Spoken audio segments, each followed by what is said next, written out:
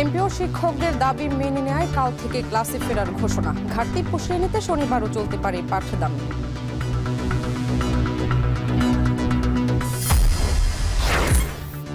কক্সবাজারে অপহরণের 2 সহোদরকে হত্যা মামলার 10 বছর পর 5 আসামির মৃত্যুদণ্ড, 4 জনের যাবজ্জীবন কারাদণ্ড, 8 জনই পলাতক। বঙ্গোপসাগরে অবৈধ জাল ও বোট সহ 6 জেলে আটক। ইলিশ রক্ষায় নৌবাহিনীর অভিযান। পার্শ্ববর্তী দেশের জেলেদের অনুপ্রবেশ ঠেকাতে কঠোর প্রশাসন।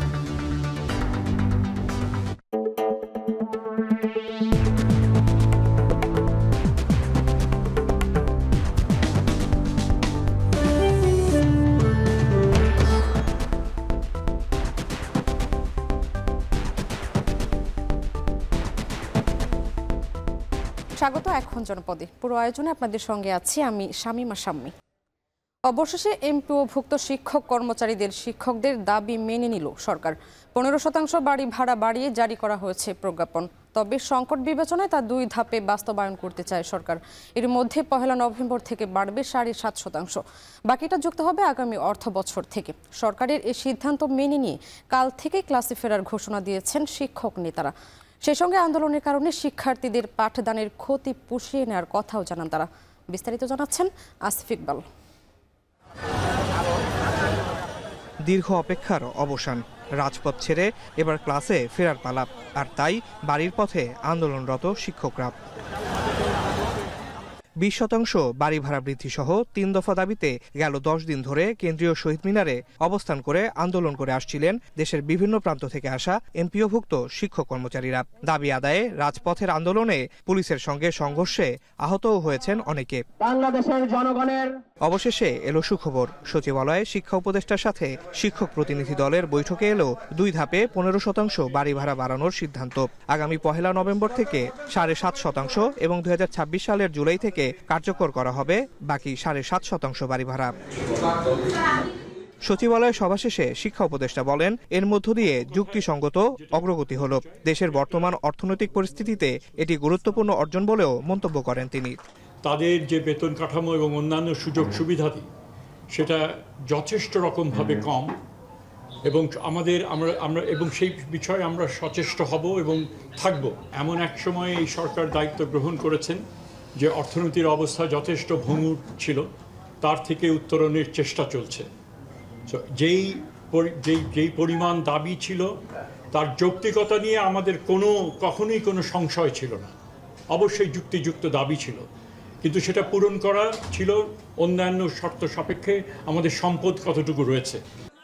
এদিকে সরকারের সিদ্ধান্ত মেনে নিয়ে দ্রুতই নিজ নিজ শিক্ষা প্রতিষ্ঠানে ফিরে যাওয়ার কথা জানিয়েছেন আন্দোলনরত শিক্ষকরা। যে পরিমাণ দাবি সরকারের পক্ষ থেকে পূরণ করা হয়েছে এতে আমরাও সন্তুষ্ট আছি। যেহেতু আমাদের আলোচনা ফলশ্রুতি হয়েছে এবং আমাদের প্রত্যাশা সম্পূর্ণটা না হলে অধিকাংশ ক্ষেত্রেই আমরা শিক্ষকরা সন্তুষ্ট, তাই আমরা সিদ্ধান্ত নিয়েছি আগামীকাল থেকে আমরা ইনশাল্লাহ ক্লাসে ফিরে যাব। কর্মবিরতিতে আমরা যেহেতু গিয়েছি সেহেতু অবশ্যই প্রত্যেকটা টিচার আমরা জানি কিভাবে আমরা আমাদের বাচ্চাদের পড়াটাকে কভার করে নিব, এটা আমাদের দায়িত্ব। সিদ্ধান্তকে যুগান্তকারী উল্লেখ করে আন্দোলনরত শিক্ষক নেতারা জানান, দ্রুত শিক্ষা প্রতিষ্ঠানে ফিরে গিয়ে আন্দোলনের কারণে শিক্ষার্থীদের পাঠদানে ক্ষতি পুষিয়ে নেবেন তারা। আমরা আন্দোলন করেছি, আন্দোলন করে সফল হয়ে প্রজ্ঞাপন নিয়ে বাড়ি যাচ্ছে আলহামদুলিল্লাহ। আমাদের কষ্ট হইলেও আমরা শনিবার গোল খোলা রেখে তাদের এই যে 8 দিন ক্ষতি হয়েছে আমরা ইনশাআল্লাহ পুষায় দিব। শিক্ষকদের আন্দোলনের সাথে একত্রতা প্রকাশ করায় এ সময় সব রাজনৈতিক দলকে ধন্যবাদ জানান শিক্ষক নেতারা। আসিফ ইকবাল খান, এখন, ঢাকা। এমপিওভুক্ত শিক্ষক কর্মচারীদের দাবি মেনে নেয় উচ্ছ্বসিত শিক্ষকরা। কাল থেকে পুরো দমে শুরু হবে ক্লাস পরীক্ষা। দুপুরে কেন্দ্রীয় ঘোষণা আসার পর ময়মনসিংহে স্কুলে ফিরতে শুরু করে শিক্ষকরা। এ সময় স্বস্তি প্রকাশ করেন তারা। জানান, বেশ কিছুদিন ক্লাস পরীক্ষা বন্ধ থাকায় বার্ষিক পরীক্ষা নিয়ে শিক্ষার্থীদের দুশ্চিন্তা বেড়েছে। তবে বুধবার থেকে পুরোদমে ক্লাস শুরু হলে ক্ষতি পুষিয়ে নেওয়া সম্ভব বলছেন শিক্ষকরা। 3 দফা দাবি আদায়ে 11 দিনের মতো কর্মবিরতি চলছিল সিলেট, যশোর ও নাটোর সহ দেশের বেশিরভাগ এমপিওভুক্ত স্কুলগুলোতেও। যাতে ক্লাস পরীক্ষা বন্ধ থাকায় বিরূপ প্রভাব পড়ছিল শিক্ষার্থীদের মাঝে। দাবি মেনে নেয় অতিরিক্ত ক্লাস নিয়ে ক্ষতি পুষিয়ে দেওয়ার আশ্বাস শিক্ষকদের। সরকার যেহেতু আমাদের সিদ্ধান্ত আংশিকভাবে মেনে নিয়েছে, সরকারকে ধন্যবাদ দেই। আর আমাদের যে আন্দোলনের অবসান হইল এতে আমরা আনন্দিত এবং আগামীকাল থেকেই আমি আমার স্কুল কার্যক্রম শুরু করব। শিক্ষাঙ্গন মুখরিত হবে শিক্ষার্থীদের খোলা হলে, আমরা এটার প্রত্যাশাতেই ছিলাম। সন্তুষ্টির জায়গাটা এটা থাকতাম যে যদি আমাদের আরও আগে এটি মেনে নেওয়া যেত তাহলে হয়তো আমরা ক্লাস কার্যক্রমটা চালিয়ে যেতে পারতাম। কক্সবাজারে অপহরণের পর 2 সহোদরকে হত্যা মামলার 5 আসামির মৃত্যুদণ্ড ও নারীসহ 4 জনকে যাবজ্জীবন কারাদণ্ড দিয়েছে আদালত। দুপুরে জেলার নারী ও শিশু নির্যাতন দমন ট্রাইব্যুনাল 2-এর বিচারিক হাকিম মোহাম্মদ ওসমান গনির আদালত এই রায় দেন। রায় ঘোষণার সময় প্রধান আসামি জাহাঙ্গীর আলম উপস্থিত ছিলেন। বাকি সবাই পলাতক রয়েছেন। রাষ্ট্রপক্ষের আইনজীবী জানান, 2016 সালের 17 জানুয়ারি রামু উপজেলার বড় বিল এলাকার দোকান কর্মচারী মোহাম্মদ ফোরকানের 2 ছেলেকে অপহরণ করে জাহাঙ্গীর আলম সহ একটি চক্র। পরে পরিবারের কাছ থেকে 4 লাখ টাকা মুক্তিপণ দাবি করেন তারা। পরে শিশুর বাবা বাদী হয়ে অজ্ঞাতনামা আসামিদের বিরুদ্ধে মামলা দায়ের করেন। এরপর 2 আসামিকে গ্রেপ্তার করে পুলিশ। পরে গ্রেপ্তার আসামিদের স্বীকারোক্তি অনুযায়ী 2 সহোদরীর মরদেহ উদ্ধার করে পুলিশ। এরপর দীর্ঘ 10 বছর ধরে মামলার বিচারিক কার্যক্রম শেষে এই রায় দেয় আদালত।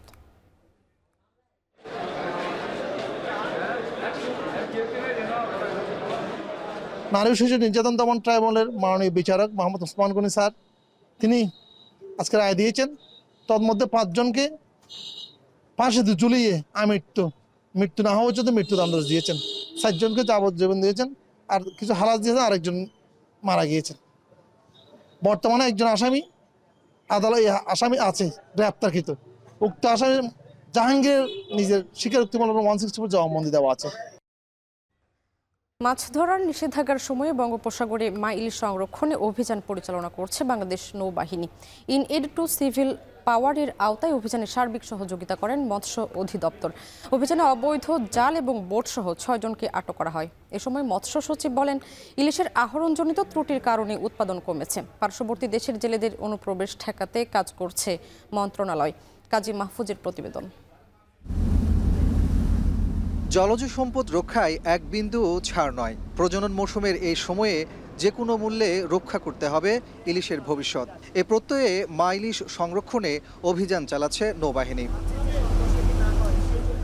মঙ্গলবার চট্টগ্রামের পতেঙ্গার 15 নম্বর ঘাট থেকে 40 নটিক্যাল মাইল দূরে বঙ্গোপসাগরে অভিযান শুরু করে নৌবাহিনী। অংশ নেয় বাহিনীর জাহাজ শৈবাল ও শাপলা। নিষেধাজ্ঞা অমান্য করে মাছ ধরায় জব্দ করা হয় ফিশিং বোট সহ বেশ কিছু জাল। আমরা করি সমুদ্রে ঘুরে 58 দিন, এখন করতেছি 22 দিনের। এরপরে আমাদের ঝাটকা সংরক্ষণ 8 মাস চলবে। আবার আমাদের ইলিশ যে অভয়াশ্রম আছে আমাদের 6টি, সেখানে আমরা 2 মাস করে দিই বেনপিরোড দিই। এই সময় গেল 4 অক্টোবর হতে এখন পর্যন্ত চট্টগ্রাম, কক্সবাজার ও চাঁদপুর এলাকায় নিয়মিত অভিযান পরিচালনা করে প্রায় 9.5 কোটি টাকা মূল্যের 125টি টং জাল, 123টি বেহুন্দি সহ 23 লাখ মিটার অবৈধ জাল ও প্রায় 1500 মন ইলিশ সহ অন্যান্য মাছ জব্দ করে নৌবাহিনী। এছাড়া আটক করা হয় 21টি বোট ও 405 জন জেলেকে। ইলিশ মাছের প্রজনন ক্ষেত্র সুরক্ষিত রাখা, অবাধ প্রজননের সুযোগ সৃষ্টি এবং জাতীয় অর্থনৈতিক সম্পদ হিসেবে মা ইলিশের সুষ্ঠু সংরক্ষণ নিশ্চিত করতে সরকার কাজ করছে জানান মৎস্য সচিব। বলেন, আহরণজনিত ত্রুটির কারণে উৎপাদন কমেছে ইলিশের। একবারে যে মাছ ধরা বন্ধ আছে তাও কিন্তু আমি মনে করি না। কেউ কেউ মাছ ধরছে বিভিন্নভাবে, আমরা বিভিন্ন অপারেশনে সেগুলো ধরার চেষ্টা করছি। যতটুকু আমরা সফল হব তার মাধ্যমেই হয়তোবা কিছু মাছ আমাদের বাড়বে। মা ইলিশ সংরক্ষণে 25 অক্টোবর পর্যন্ত সাগরে ইলিশ আহরণ, পরিবহন, কেনাবেচা সম্পূর্ণ নিষিদ্ধ। সরকারের এই সিদ্ধান্ত ফলপ্রসূ করতে নৌবাহিনী সিভিল প্রশাসনকে সহযোগিতার অংশ হিসেবে নিয়মিত অভিযান পরিচালনা করছে। দেশের সমুদ্রসীমার প্রায় 65% গভীর সমুদ্র এলাকা, যেখানে রয়েছে মৎস্য সম্পদের অপার সম্ভাবনা। আর এই সম্ভাবনাকে কাজে লাগাতে মা মাছের ডিম ছাড়ার স্থান ও নার্সারি গ্রাউন্ড চিহ্নিত করে সেগুলোকে অভয়াশ্রম হিসেবে ঘোষণা সহ নিষিদ্ধকালীন সময়ে মাছ ধরা পুরোপুরি বন্ধ করা গেলে এ খাত জাতীয় অর্থনীতিতে গুরুত্বপূর্ণ অবদান রাখবে। কাজী মাহফুজ, এখন, চট্টগ্রাম। এদিকে মাছ ধরার নিষেধাজ্ঞা উপেক্ষা করে শরীয়তপুরের পদ্মা মেঘনায় অবাধে চলছে মা ইলিশ শিকার। প্রশাসনের নজরদারির মধ্যেও প্রতিদিন জাল ও নৌকা নিয়ে নামছেন জেলেরা। শিকার করা ইলিশ সহ বিভিন্ন মাছ নদী তীরে অস্থায়ী হাট বসিয়ে করা হচ্ছে বিক্রি। প্রশাসনের তৎপরতা থাকলেও আইন মানছেন না জেলেরা। প্রতিদিনই আটক হচ্ছে জেলে, জব্দ হচ্ছে জাল ও মাছ। এরপরও ঠেকানো যাচ্ছে না মাছ শিকার। জেলেদের দাবি, অভাবের কারণেই নদীতে মাছ শিকারে নামছেন তারা। জেলা মৎস্য বিভাগ জানিয়েছে, এখন পর্যন্ত ৩৪৬টি অভিযানে ৪২ লাখ মিটার জাল ও ১.৫ লাখ টন মাছ জব্দ করা হয়েছে। বিভিন্ন মেয়াদে কারাদণ্ড দেওয়া হয়েছে ৯১ জন জেলেকে। গাজীপুরের টঙ্গীতে ছিনতাইকারী সন্দেহে গণপিটুনিতে অজ্ঞাত এক যুবক নিহত হয়েছেন। মঙ্গলবার দুপুর ১:৩০টার দিকে স্টেশন রোড এলাকায় এই ঘটনা ঘটে। পুলিশ জানায়, বেলা 12:30টার দিকে দুই যুবক টঙ্গীর স্টেশন রোড এলাকায় বাস যাত্রীদের কাছ থেকে মোবাইল ছিনিয়ে নেওয়ার চেষ্টা করে।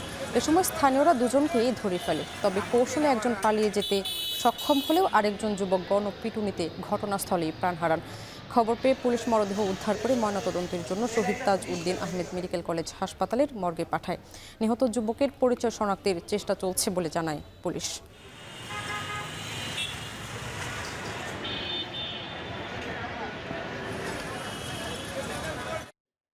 চুয়াডাঙ্গা সদর উপজেলায় বিষাক্ত মদ পানি ৭ জনের মৃত্যুর ঘটনায় আদালতের নির্দেশে ৪ জনের মরদেহ কবর থেকে উত্তোলন করা হয়েছে।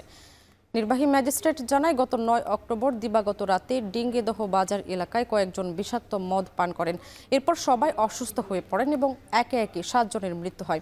এদের মধ্যে ৪ জনকে গোপনে দাফন করে পরিবার। পরে আদালতের নির্দেশে ওই ৪ জনের মরদেহ কবর থেকে উত্তোলন করা হয়।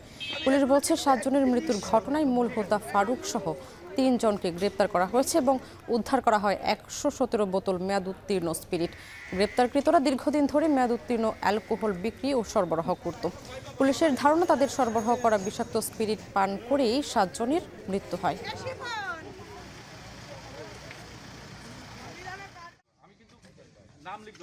সাভার পৌরসভা ও আশুলিয়া মিলিয়ে সাভারকে সিটি কর্পোরেশন করার নীতিগত সিদ্ধান্ত নিয়েছে সরকার। প্রধান উপদেষ্টার অনুমোদনের পর এই বিষয়ে প্রজ্ঞাপন জারি করে মন্ত্রিপরিষদ বিভাগের মাঠ প্রশাসন সংযোগ অধিশাখা।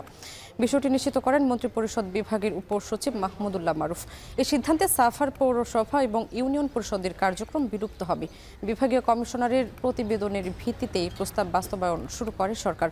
প্রধান উপদেষ্টার অনুমোদনের পর প্রস্তাবের বিষয়ে প্রয়োজনীয় ব্যবস্থা নিতে মন্ত্রিপরিষদ বিভাগকে জানাতে বলা হয়।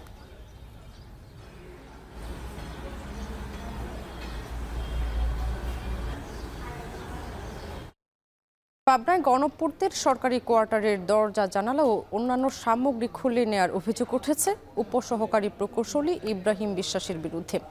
বদলিজনিত কারণেই এমনটি করেছেন তিনি। এই ঘটনায় জেলা জুড়ে চাঞ্চল্যের সৃষ্টি হয়েছে।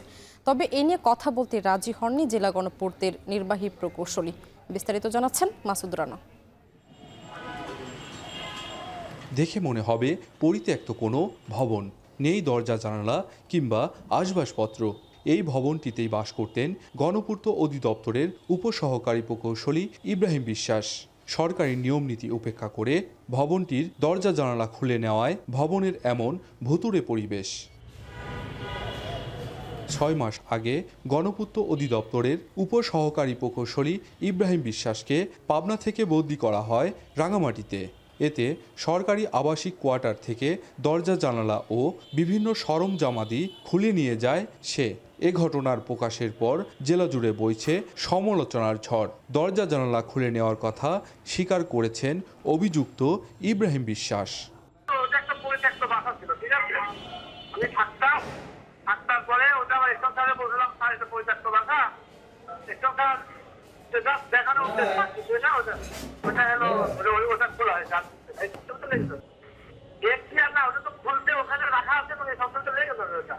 শুধু তাই নয়, প্রভাব খাটিয়ে ঠিকাদারদের কাজ পাইয়ে দেওয়ার অভিযোগও রয়েছে তার বিরুদ্ধে। সরকারি কোনো কোয়ার্টার বা স্থাপনা তৈরি করা যায়, নির্মাণ করা যায়, কিন্তু যাওয়ার সময় বা কোনো কারণে এটা খোলা সম্পূর্ণ আইন বিরোধীদের কাজ। এগুলো দেখার কেউ নাই, এর কোনো বিচারও হয় না, এর কোনো শাস্তিও হয় না। অভিযোগের বিষয়ে আনুষ্ঠানিকভাবে ক্যামেরার সামনে কথা বলতে অস্বীকার জানান পাবনা গণপূর্ত অধিদপ্তরের ঊর্ধ্বতন কর্মকর্তারা। সাংবাদিকদের উপস্থিতি টের পেয়ে তড়িঘড়ি করে অফিস ত্যাগ করছে উপবিভাগীয় প্রকৌশলী মিজানুর রহমান। আর গণপূর্তের নির্বাহী প্রকৌশলী রাশেদ কবির ক্যামেরার সামনে কথা বলতে রাজি না হলেও দ্রুত সময়ের মধ্যে দরজা জানালা ঠিক করার কথা জানান।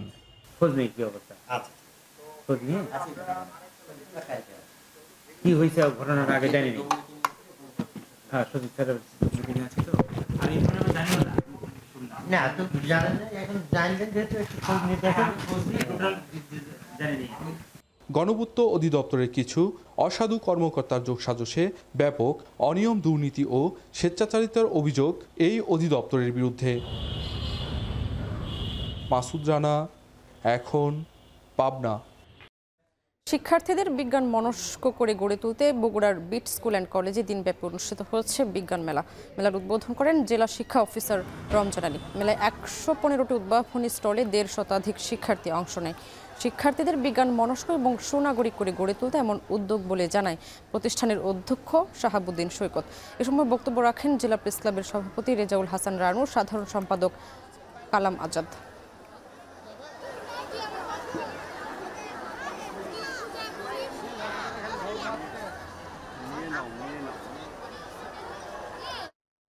এই ছিল এখন জনপদে। এখন টেলিভিশন ওয়েবসাইটে দেখতে ভিজিট করুন www.ekon.tv। এছাড়া ফেসবুকে দেখুন facebook.com/tv.ekon এবং ইউটিউবে এখন টেলিভিশন দেখতে ভিজিট করুন youtube.com/c/ekontv।